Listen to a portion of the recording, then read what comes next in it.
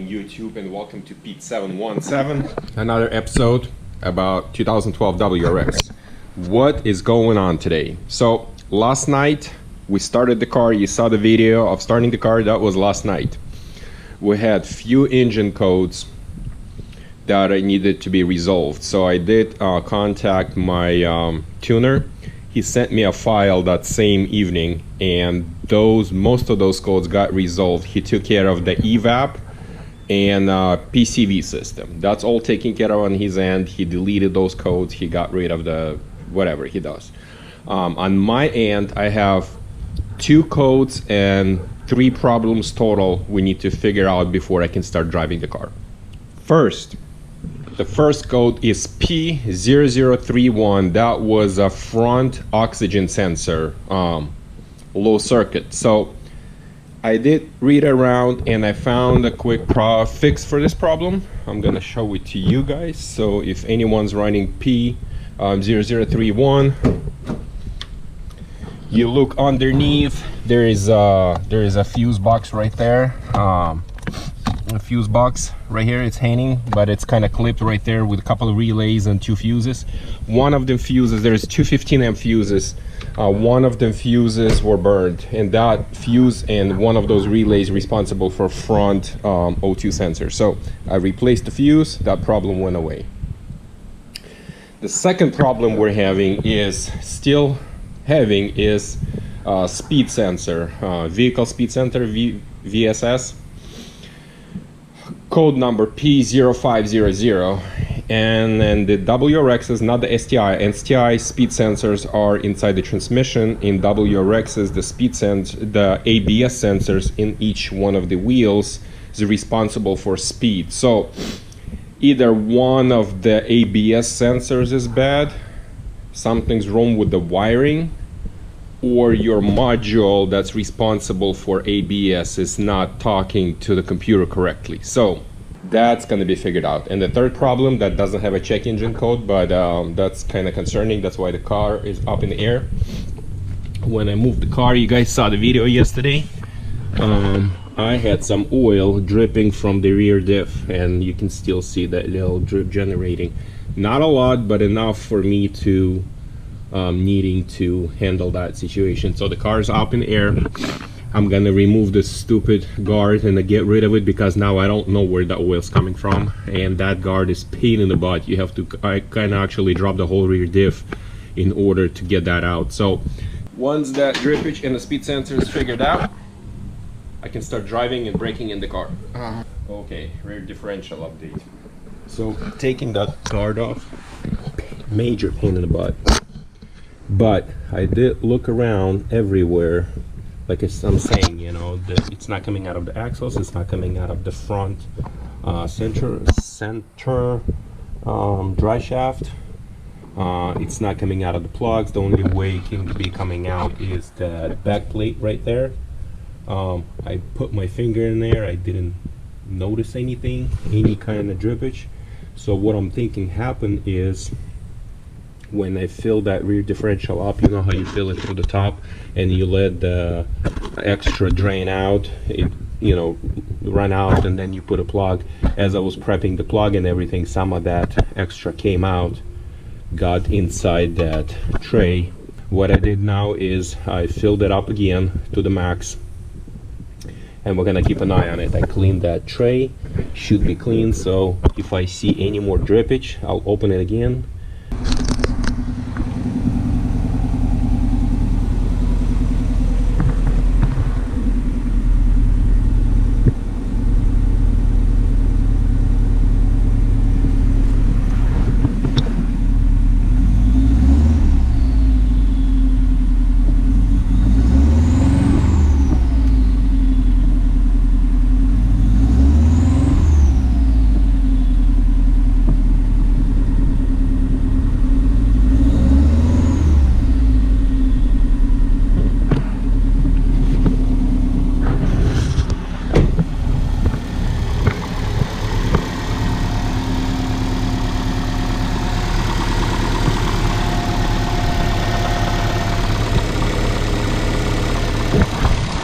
Yeah, runs idle's good for now, so we changed the map and I'll explain all that later, but yeah, it's so far so good.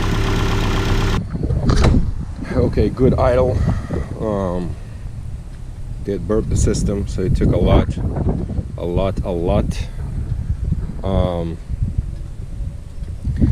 If you don't have one of those, highly recommend it. Still some trouble on the response on ECU. I mean, doesn't smoke as bad anymore, but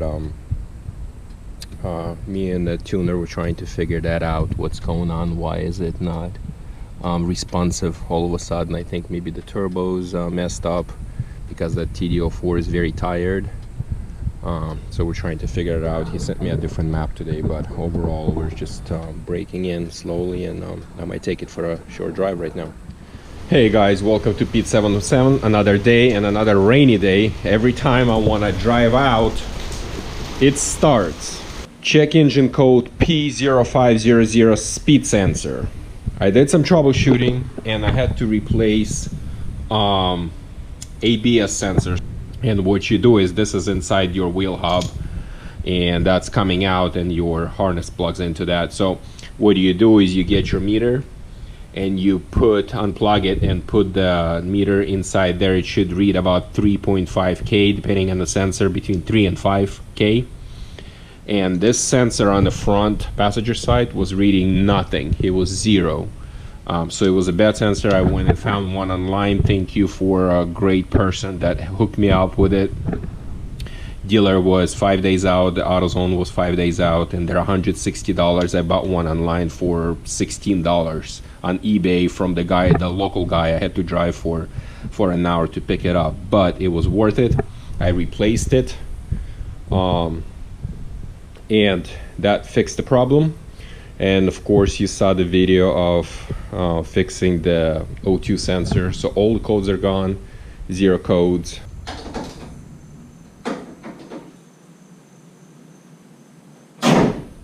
What's going on YouTube? You guys probably sick and tired of me saying that, but another day, Wednesday, July 11th or something like that. Anyway, some good updates. So turbo FP green, I've been waiting for it, and so the FP green itself, I called them directly, and they're out of the turbine housings, not housings, but turbine unit assemblies.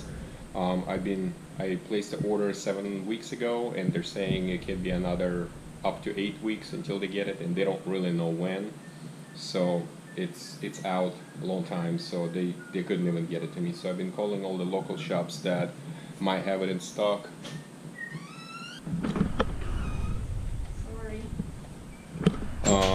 So I've been calling around trying to find a shop that maybe has one in stock, and I called everything, like a Google searched it, and I've been calling down the list.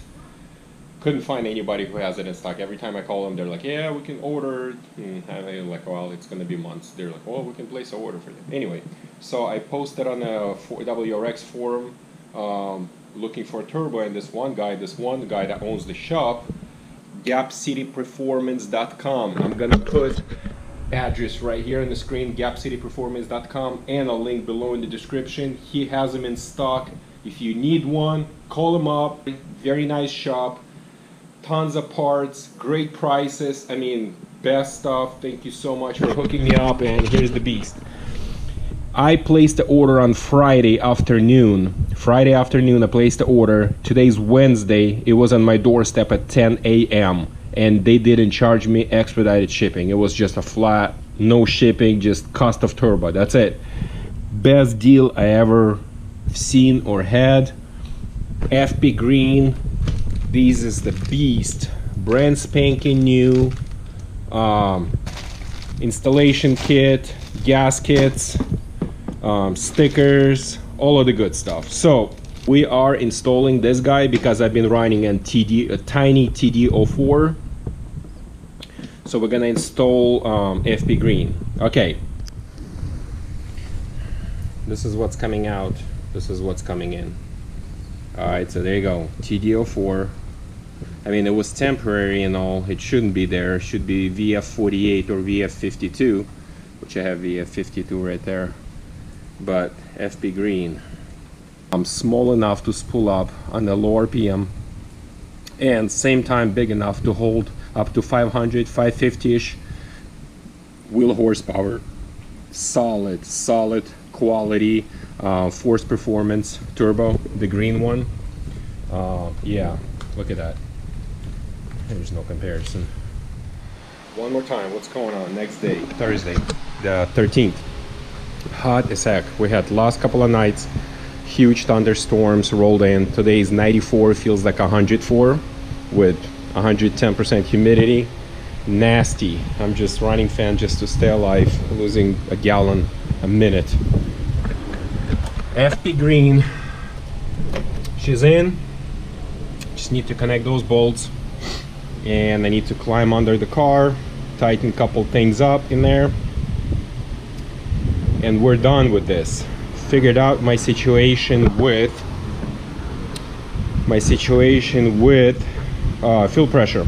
So I am missing fuel pressure regulator. To all of you out there who's doing STI to WRX swap, let me give you a word of wisdom in here. So the WRX, this is the fuel pressure regulator. So what it is on the return line, your fuel flows through this regulator in. Okay, let me put it right here. In and out, or where is it out? Here, out.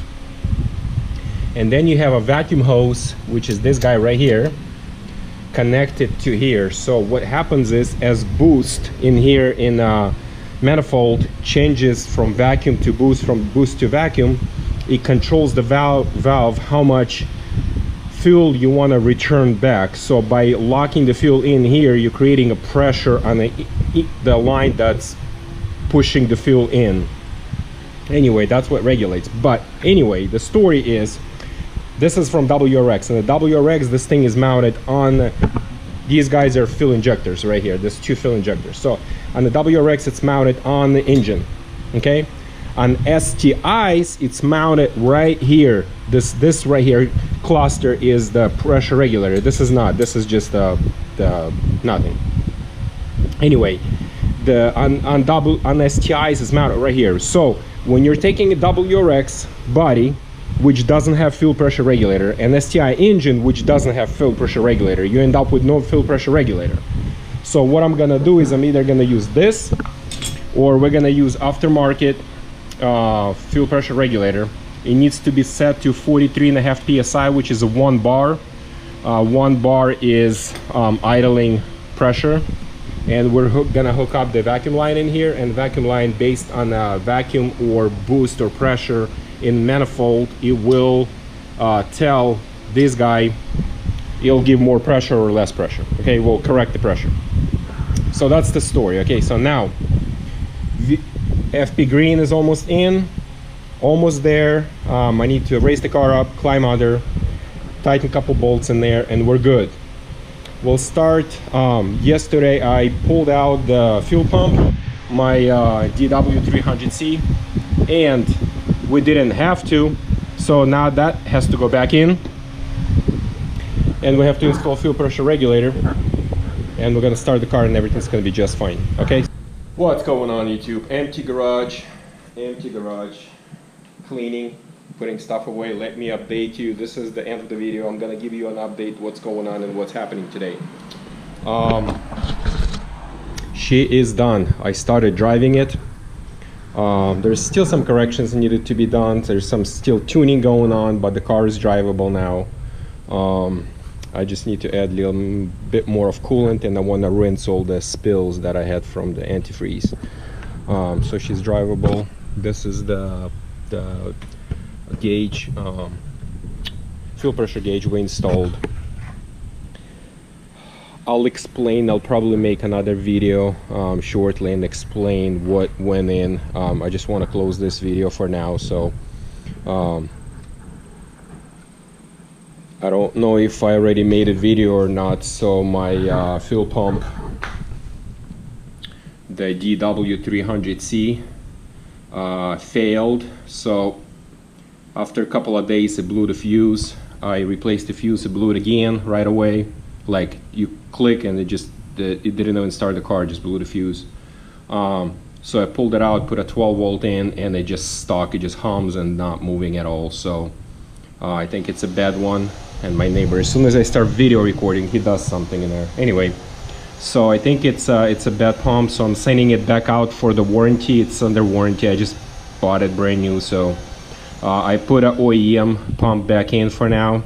And it's kind of car struggling because it's not getting enough. This guy is 340 liters per hour, and the stock one is 170, I believe, 150 or 170. So this is more than twice. And I have a large injectors in there, so I think injectors are struggling with the fuel pressure and fuel flow. So we're on very conservative tune right now, and I don't really want to change anything until I get a replacement back. Hopefully next week they'll turn it around really quick and get me a replacement. I'll replace it next week. It takes, I don't know, 30 minutes to replace one. As I was removing it, I broke the clip off. It sits in there really tight. So anyway, that's the story on that. Fuel pressure regulators replaced. We're gonna go on a conservative tune, drive around nice and light until everything gets situated in there. And once that's done, we'll put 500 miles on and start pushing it hard. But thank you for watching. Please like, share, and subscribe if you're not subscribed to this channel. More videos coming up of tuning, breaking in, and full blast going 500 wheel horsepower on this beast. There you go. 500 wheel is a goal. So I'll be explaining more tunes. I'm gonna make separate video and explaining exactly what went in the car, how much, and what parts we have in it. For now, we're just gonna wrap it up, and thank you for watching again, and I guess I'll see you guys in the next video. Stay tuned.